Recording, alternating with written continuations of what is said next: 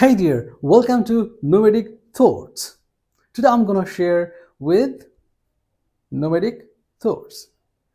আজকে আমি আপনাদের সামনে ইংলিশ নিয়ে কথা বলতে অবশ্যই আসি নাই। আজকে আমি আপনাদের সামনে একটা জিনিস নিয়ে কথা বলতে এসেছি যেটা হচ্ছে মানুষ খুবই বাংলাদেশ, ইন্ডিয়া এই দুটো দেশের লোক খুবই বেশি ফেস করে লাইফে। সেটা নিয়ে আর অনেকে আমাকে বলেছেন আপনি এই বিষয়ে একটু ভিডিও বানান প্লিজ। কিন্তু আমি একটু সন্দেহাতীত যে কী বিষয় জানেন? এই ভিডিওটা দেখার এবং শোনার পরে অনেকেই সুন্দর ব্যাড কমেন্ট করবে। It's really tough. তারপরে আমাকে বলতে হচ্ছে কারণ কি?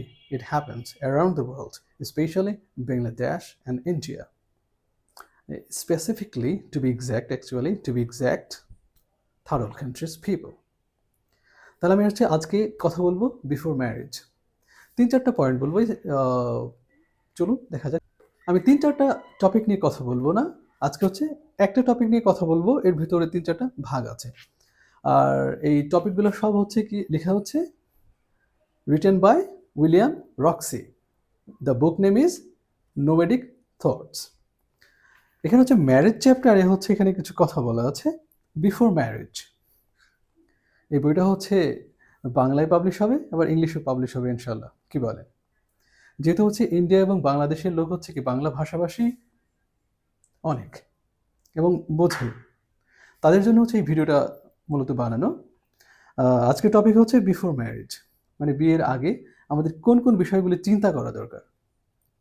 এর অনেকগুলো পর্ব থাকবে, মোর দেন 100s, কিন্তু আজকে কি একটা বিফোর ম্যারেজ কোন বিষয়টা একটু বেশি আমরা কি করব, প্রায়োরিটি দেব, সেটা নিয়ে কথা বলছে। তাহলে আজকের বিষয়টা কি বললাম?